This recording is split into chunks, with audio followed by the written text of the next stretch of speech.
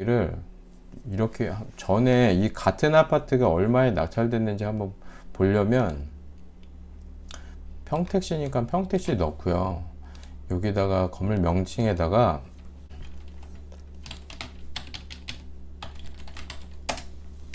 아파트 이름 넣어줍니다. 그러면 기존에 낙찰된 그런 데이터들을 또 확인할 수 있거든요. 그러니까 내가 얼마에 써야 될지 모르겠다 이럴 때도 이 방법을 쓰시면 돼요. 그러면 그 전에는 가장 최근에는 3월 15일 날 입찰 물건이 있었고 이렇게 한번 보시는 거예요. 네. 이때는 감정가 9,300, 감정가가 덜 잡혔죠. 사이즈도 보면 똑같아요. 똑같은 5구제곱미터 똑같은 아파트인데 얘는 1층이죠. 얘는 1층이니까 1층이 더 쌉니다. 아파트는 1층과 탑층이 더 싸요. 네. 1층이라서 감정가 8,400에 잡힌 거고 얘는 층이 좋아요. 18층이에요. 18층인데 탑층인지 아닌지 또 확인해야 되는 게 여기 보시면 20층 중에 18층. 네. 그러면은 좋은 층이죠. 탑층이 아니고 일단 아파트의 기준이 바뀌었어요. 전에는 중간이 로얄층이라고 해서 사람들이 되게 중간 단지 만약에 15층이면 7층, 8층을 선호했는데 요즘은 가장 고층, 탑층을 뺀 고층이 선호하는 층이거든요. 그래서 일단은 고층에 위치하고 있는 층이 가장 좋기 때문에 층이 아주 좋습니다. 그래서 뭐 저는 임장을 갔다 왔었고 여기 시세 파악을 전부 했었고 입찰을 들어갔는데 저는 이때 폐차를 했습니다. 3월 15일날 입찰 들어갔는데 1억 1,599만 6천 원에 124%에 가져갔습니다. 입찰 38명이 들어왔고요. 네. 이렇게 보시면 돼요. 같은 아파트가 얼마에 낙찰이 되는지. 2월에는 또 같은 아파트가 1억 600에 갖고 갔습니다. 네. 법인에서 갖고 갔네요. 한 명이 들어왔어요. 그럼 이런 거를 봤을 때 여러분들은 어떻게 느끼세요? 이분은 지금 여기 시세가 제가 임장 갔을 때 그냥 일반 매매로 살 수 있는 시세가 1억 2천, 네, 수리되는 거 1억 3천 이 느낌이었거든요. 그러니까 이때 제가 임장 갔을 때 1억 2천이 시세인데 이분은 거의 이거는 1억 1,600이죠. 그러니까 뭐 400 정도 싸게 산 거예요. 근데 또 400 정도 살려고 저거를 뭐하러 받았어? 이렇게 생각하시면 안 돼요. 왜냐면 매물이 없었어요. 매물이 별로 없고 이렇게 경매로 낙찰받으면 좋은 게 수리를 해갖고 세팅을 새롭게 할 수 있는 거예요. 근데 일반 매매로 있는 물건을 사면은 이제 수리할 수 있는 시간을 벌 수 있는 물건이 그렇게 많지 않거든요. 공실이 되거나 또 수리를 하려면 공실로 만들어야 되는데 그러면 현재 뭐 임차인이 살거나 소유주가 하여튼 살고 있을 거 아니에요. 집에 공실이 아닌 이상. 그러면 그거를 잔금을 쳐서 그 집을 완전한 소유주가 돼서 수리를 하려면 그 가용자금을 전부 들고 있어야 되고 그리고 네 힘들죠 그게 현실상. 그래서 진짜 일반 매매로 매입을 해서 수리를 해서 이렇게 세팅을 하려면 이제 그런 수리할 수 있는 좋은 물건을 또 잡아야 되는데 그런 물건들이 그렇게 많지 않습니다. 그래서 경매로 물건을 잡으면 무조건 경매는 점유자를 보내야 돼요. 점유자를 명도를 해야 돼서 임차인이든 소유주든 명도를 해야 되기 때문에 명도하고 수리를 정말 최상의 컨디션으로 한 다음에 임차를 맞추거나 매도를 하면 되기 때문에 그렇기 때문에 같은 금액에 사도 메리트가 있는 겁니다. 오히려 더 비싸게 사도 더 비싸게 낙찰받는 이유가 그런 이유입니다. 네. 그렇게 물건을 한번 이렇게 전에 낙찰됐던 물건을 한 번씩 이렇게 보시면서 한번 감각을 키우시는 거예요. 다시 한번 또 보시면 일단 경기도 전체로 해갖고 보시겠습니다.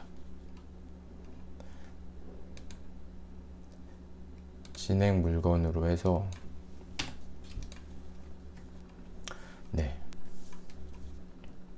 그럼 신건들이 쫙 나오죠. 신건 때부터 보는 게 좋아요. 신건 때부터 보면서 임장 다니시는 습관을 들여야 돼요. 근데 우리는 정말 싸게 사야 되니까 대항력이 있습니다. 이런 거 그냥 보지 말고 그냥 패스하세요. 대항력이 있으면. 대항력이 말소 기준 권리는 네, 한번 보죠. 권리 분석하는 거. 말소 기준 등기가 2019년 7월 25일 근저당 처음으로 설정된 말소 기준 권리입니다. 그럼 19년 7월 25일 기준으로 그 전에 전입을 했으면 대항력이 있고 19년 7월 25일 이후에 전입을 했으면 대항력이 없습니다. 근데 임차인의 전입일자를 보면 2018년 3월 14일입니다. 그러면 19년 7월 25일 전에 전입을 한 거죠. 전에 전입을 했고 그 후에 이 소유주가 이제 대출을 받은 거죠. 대출이 아니고 돈을 빌렸네요. 그 다음에 이렇게 이제 채무가 생긴 거예요. 그러니까 이 임차인은 그쵸, 선순위 임차인으로서 이 보증금을 제일 먼저 배당을 받게 됩니다.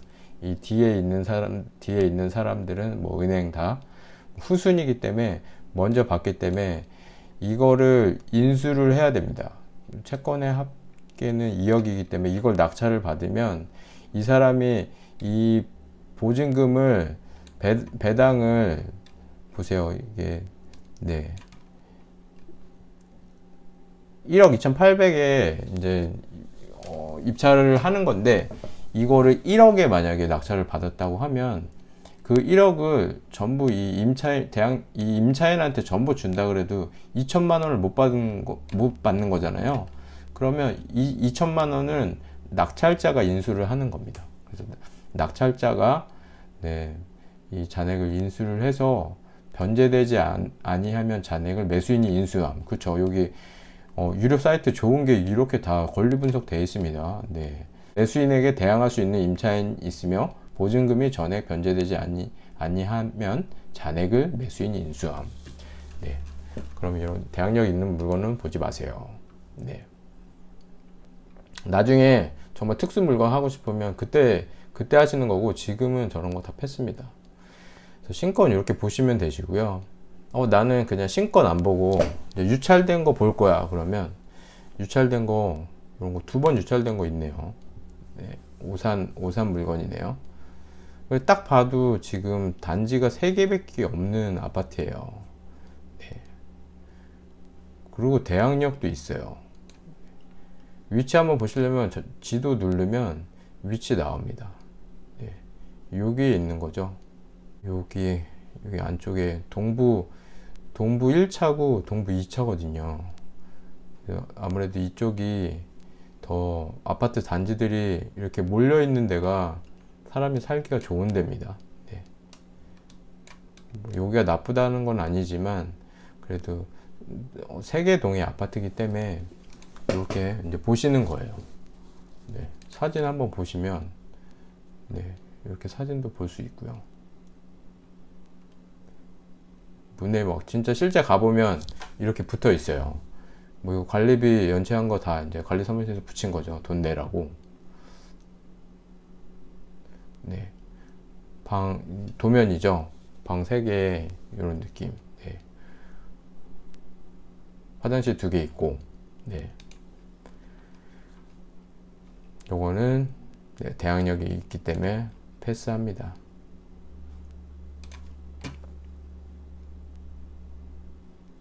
유찰된 물건을 보시면 돼요. 그러면 충북 지역 아파트를 한번 보시도록 할게요. 네, 충북으로 지금 검색을 했을 때 187건이 나왔고요. 네, 충북도 되게 큽니다. 그래서 보시면 충북으로 하면 뭐 괴산, 단양, 보훈, 옥천, 음성, 제천, 진천 여기 다 나오거든요. 그러니까 여기 솔직히 우리가 충북에는 청주만 보시는 게 좋아요. 뭐 충주도 괜찮긴 한데 일단은 그냥 청주만 보시고, 네, 청주 상당구로 해서 한번 보겠습니다. 네 건이 나오고요. 네, 이 물건 한번 보도록 할게요. 네. 상당구 용담동에 있는 동이고, 감정가 1억 3,580에 있는 물건 한번 유찰돼서 1억 864만원 네, 시작되는 물건입니다. 보시면 임차인이 없으며 전부를 소유자가 점유 사용합니다. 임차인이 없어요. 그러면 권리분석 끝입니다. 인수할 거 없고요. 그냥 입찰 들어가서 내가 원하는 금액 써서 낙찰 받으면 그냥 네, 끝입니다. 네. 위치 한번 보겠습니다. 위치 한번 보겠습니다. 네. 이쪽, 네. 가자마을 부영아파트, 여기입니다. 2층 569세대고요. 세대수가 적어도, 네. 지금 가자마을 부영아파트 1단지, 2단지, 5단지, 이렇게 단지 수가 많네요. 아파트 단지가 꽤 있고, 초등학교, 고등학교가 있어요. 우미린도 있고, 이렇게 그냥 보기만 해도 이 아파트는 이제 연식이 별로 안 된 신축급 아파트구나, 이렇게 이제 보실 수 있는 거예요. 이렇게 꺾여 있죠. 그리고 이렇게 일자로 돼 있는 아파트들은 이제 9억 아파트고, 이렇게 보시면 됩니다.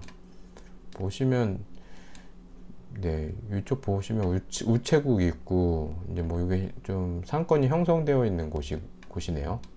초, 중, 고가 있습니다. 바로. 그리고 단지에 쌓여 있습니다. 입지적으로 볼 때는 나쁘지 않죠. 네. 학교가 옆에 있는 아파트 단지.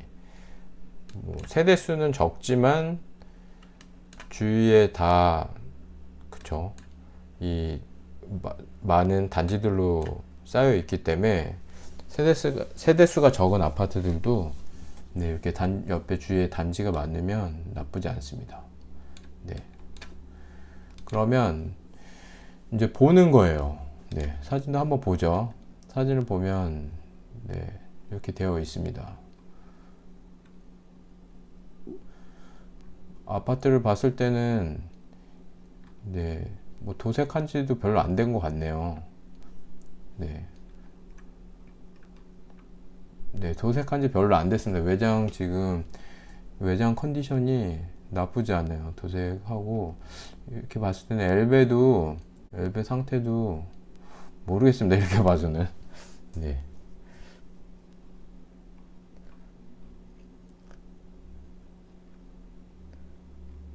2층이니까 엘베가 필요가 없죠. 2층은. 엘베 안 타고 다니고, 2층 안 쓰는 데도 되게 많아요. 엘베. 네. 이렇게 한번 보시면 됩니다. 그래서 여기 한번 또 현장 보고서 이런 거 한번 더 읽어주시면 돼요. 근데 너무 이 보고서 같은 거는 맹신하면 안 됩니다. 요런 뭐 매매가 이런 거 나와 있죠. 매매가는 현재 1억 3,500. 네, 전세가는 매매가와 비슷하게 형성되어 있다고 합니다. 네. 거래량은 활발한 편이며 나와 있는 매물은 보통인 편이라고 합니다. 인근으로 학교와 주거 편의 시설 등이 위치해 있어 주거 수요가 꾸준히 있는 편이라고 합니다. 네. 여기 시세를 한번 볼게요.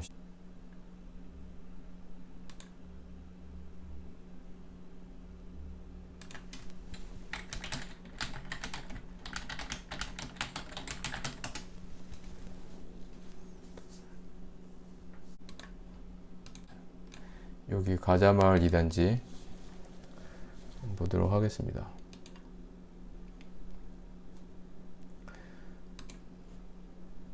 (5제곱미터) 그러면 네, 면적이 이거 하나밖에 없네요. 5제곱미터 5제곱미터 면적 하나밖에 없어요. 그러면 시세 한번 보도록 할게요.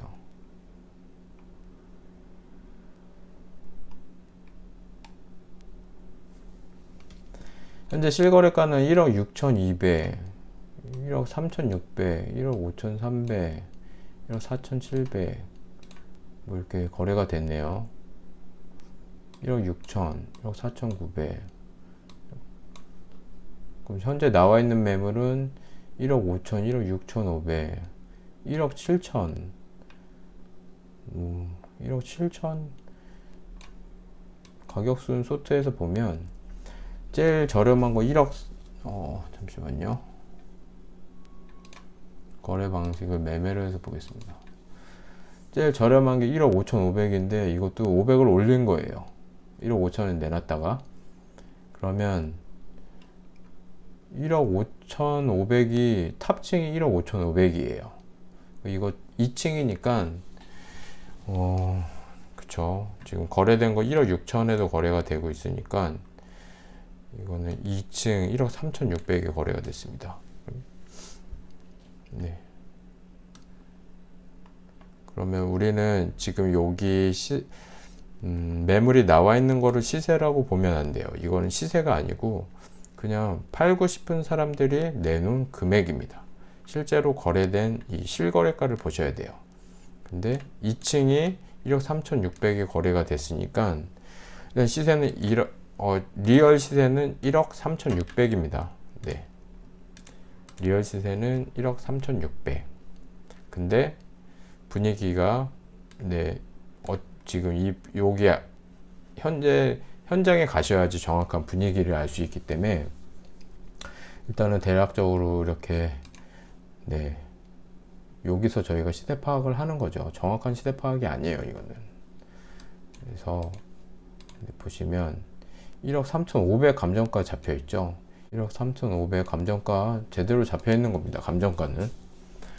그럼 1억 800부터 시작을 하니까 우리가 이제 현장에 임장을 가서 정말 현장에 임장 가면 여기 지금 네이버 부동산에 나와 있는 이대로 매물이 제일 싼 게 1억 5,500인 거잖아요. 탑층이.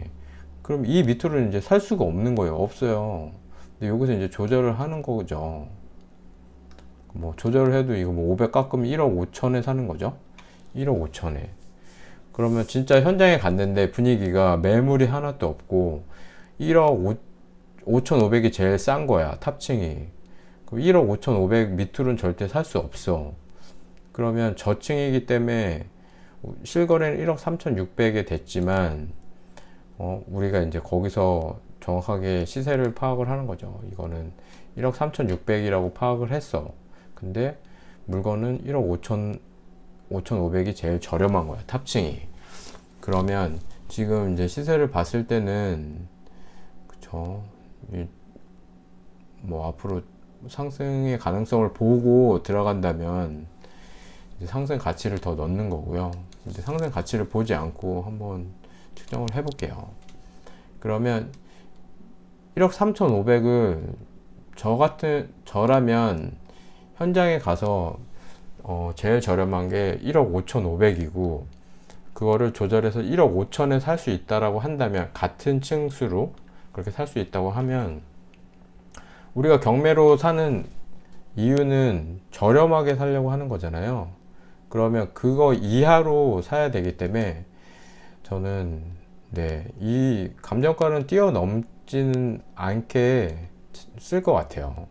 그래서 여기가 지금 내가 임장을 가고 분석을 하고 여러 가지 입주 물량 모든 거를 확인했을 때 여기에 어떤 상승 가치까지 둔다면 그래도 10%는 저는 싸게 사야 된다고 생각하기 때문에 1억 3,500에서 10%가 빠진 1억 2천 1억 2천대에서 물건을 잡을 것 같아요. 그래서 그렇게 써서 이제 들어가는 거죠. 근데 뭐 제가 말씀드린 게 정답은 아닙니다. 1억 2천에 들어갔는데 누군가가 1억 3천에 써서 이제 저는 폐차를 하고 1억 3천에 이 물건을 잡았어요. 근데 현재 매물을 여기 임장을 갔는데 그러니까 제일 저렴한 매물은 1억 5,500이고 이제 그 물건이 소진되면 1억 6천, 그다음 1억 7천 뭐 이렇게 진짜 여기 뭐 상승장이에요. 그러면 이 금액을 써서 받아도 되는 거죠. 앞으로 계속 올라갈 거니까. 그러니까 뭐 100만 원, 100만 원, 200만 원 이러고 연연해서 폐차를 하고 그러면 나중에 이게 1억 6천, 1억 7천이 됐을 때는 이제 후회를 하는 거예요. 제가 항상 저는 항상 그렇게 많이 됐습니다.